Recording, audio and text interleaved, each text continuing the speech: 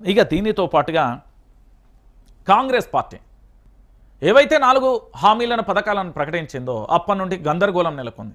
నాకు ఇందిరమ్మ ఇల్లు వస్తుందా రాదా ఇలా రకరకాలుగా కూడా జరుగుతున్న పరిణామంలో ఇందిరమ్మ ఇల్లు రాలేదని ఓ వ్యక్తి ఆత్మహత్య చేసుకున్నాడండి. జాబితాలో పేరు లేదని ఉరేసుకున్న యువకుడు కాల్వ శ్రీరాంపురం మండలం కిష్టంపేటలో ఘటన. లీస్ట్లో కొడుకు పేరు రాలేదని ఆగిన తండ్రి గుండె. ఖమ్మం రూరల్ మండలం తెల్లార్తు పల్లిలో విషాదం. ఒకే ఇంటి నెంబర్పై 4కి ఇండ్ల మంజూరు. జనగామ కలెక్టర్కు ఇంటి యాజమాని ఫిర్యాదు. నాకు ఇందిరమ్మ ఇల్లు రాకపోతే నిన్ను చంపేస్తా. పంచాయతీ కార్యదర్శికి కాంగ్రెస్ కార్యకర్త బెదిరింపు. ఇందిరమ్మ ఇల్లు అదేంది ఇందిరమ్మ ఇల్లు అదేంది ఎందరికో గాని అవి రాకముందుకే పథకాలపై గందరగోళం నెలకొన్నది. ఓవైపు జాబితాలో అవకతవకలు చోటు చేసుకోవడం, అనర్హులను ఎంపిక చేయడంపై విమర్శలు వస్తుండగా మరోవైపు జాబితాలో తమ పేరు రాకపోవడంతో ఆశలు పెట్టుకున్న పేదలు ఆందోళనకు గురవుతున్నారు. సొంతింటి కళ ఇక నెరవేరలేమోనని కలత చెంది ఇక చాలామంది కూడా అసలు బాస్తున్న పరిస్థితి కనబడుతుంది. ఇంకొక అంశం ఏంటంటే మొదటి రోజే తొలి ఇందిరమ్మ ఇళ్ల జాబితాలో పేర్లు ఎక్కిస్తామని చెప్పి ఏకంగా లంచాలకు తెరలేపి ఓ అధికారి ఏసీబీకి పట్టుపడడం కలకలం రేపింది. ఇక జనగామలో తన ఇంటి నెంబర్పై 4కి ఇందిరమ్మ ఇల్లు మంజూరు కావడంతో ఇంటి యజమాని ఏకంగా కలెక్టర్కు ఫిర్యాదు చేసిన పరిస్థితి కనబడుతుంది. అంటే ప్రభుత్వానికి సంబంధించి చేసే అంశం ఏంటంటే మసిబూసి మారేడికాయ చేయడంలో ప్రభుత్వం సఫలీకృతమైంది. ప్రజలను గందరగోళంలో నెట్టేయడంలో ప్రభుత్వం సఫలీకృతమైంది. ప్రజల్ని అగమ్య గోచరంలో పడేయడంలో ప్రభుత్వం సఫలీకృతమైంది. కానీ ప్రజలకు సంక్షేమ పథకాలను అందించడంలో పథకాలలో ప్రభుత్వం ఫెయిల్ అయిపోయింది. ఎందుకంటే ప్రజల ప్రాణాలను తీస్తున్న ఈ ప్రభుత్వం మనకెందుకు అనేది కూడా ఆలోచించాలి. సంక్షేమం మాటున ప్రజలను గందరగోళానికి గురి చేసి వాళ్ళ ఆత్మహత్యలకు కారణమవుతున్న ప్రభుత్వాలు అవసరం. మీరు ఒక్కసారి ఆలోచించండి. మీరెవ్వరు కూడా గందరగోళానికి గురిగాకుర్రి. ఈ ప్రభుత్వం వచ్చింది ఇస్తుంది చేస్తుంది అనే మాటలు నమ్మకుర్రి. మిమ్మల్ని మీరే నమ్ముకోరి, మీరే బాగుపడరు. అంతకు మించి జరిగేది ఏమీ ఉండదు. ఇక గ్రామాలలోని వారే రైతు కూలీలా, మున్సిపాలిటీలలో ఉండే వారిపై వివక్ష ఎందుకు? ఎవరో రైతు కూలీనో ఎవరు కాదో ఎట్లా తెలుస్తారు?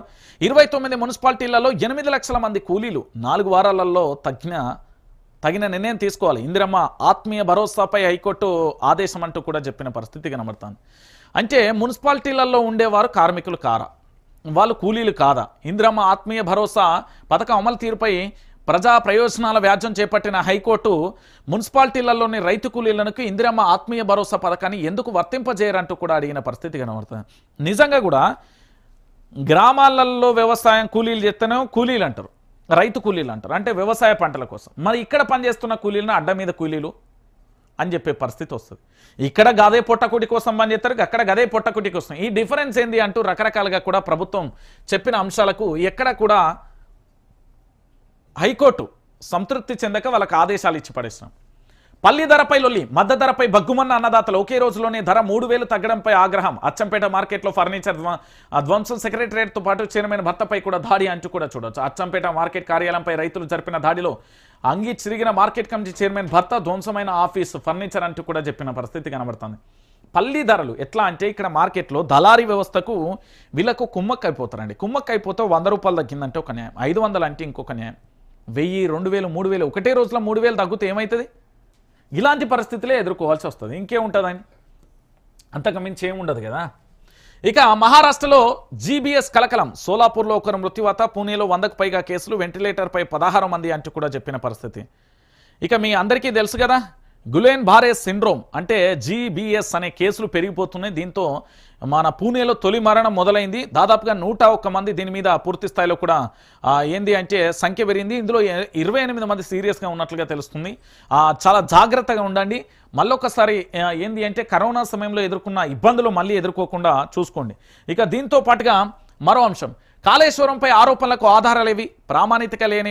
ప్రామాణికత లేని పత్రాలను పరిగణించాం. ఆన్లైన్ సమాచారాన్ని అఫిడవిట్లో ఎలా చేర్చారు? వ్యక్తిగత కక్షతో తప్పుడు సమాచారం ఇవ్వద్దు కదా. విద్యుత్ ఇంజనీర్ రఘుపై ఏంటంటే గోస్ట్ కమిషన్ అసహనం అంటూ కూడా చూడొచ్చు. మొత్తానికి కాళేశ్వరం ప్రాజెక్టుపై చేసే ఆ ఆరోపణలు ప్రామాణికత ఉండాలని, కేవలం ఆరోపణలు వాదనలు పరిగణించబోమని కాళేశ్వరం ప్రాజెక్టు పై ఏర్పాటు చేసిన జస్టిస్ ఘోష్ కమిషన్ స్పష్టం చేసింది. తాను చేస్తున్న ఆరోపణలని తగిన ఆధార పత్రాలు లేకుండా ప్రాజెక్టులపై వ్యక్తిగతంగా పలు అంశాలపై వెల్లడిస్తూ ఎలక్ట్రిసిటీ ఇంజనీర్ దాఖలు చేసిన అఫిడవిట్ను కమిషన్ తీవ్ర అసహనం వ్యక్తం చేసింది. కాళేశ్వరం ప్రాజెక్టుపై జస్టిస్ పిసి ఘోష్ చేపట్టిన బహిరంగ విచారణ బీఆర్కే భవన్లో సోమవారం జరిగింది. విద్యుత్ జేఏసీ నేత engineering K Raghu justice Ghosh సందర్భంగా విచారించింది. కాళేశ్వరం ప్రాజెక్టుకు సంబంధించి కరెంటు ఖర్చుతో పాటు పాటు అనేక అంశాలపై ఆయన ఏదైతే అఫిడవిట్లో ప్రశ్నలు అడిగారు ఈ అఫిడవిట్లో పేర్కొన్న అంశాలకు సంబంధించి పూర్తి స్థాయిలో ఆయనకు ఎదురుదెబ్బ తగిలిన పరిస్థితి కనబడుతుంది.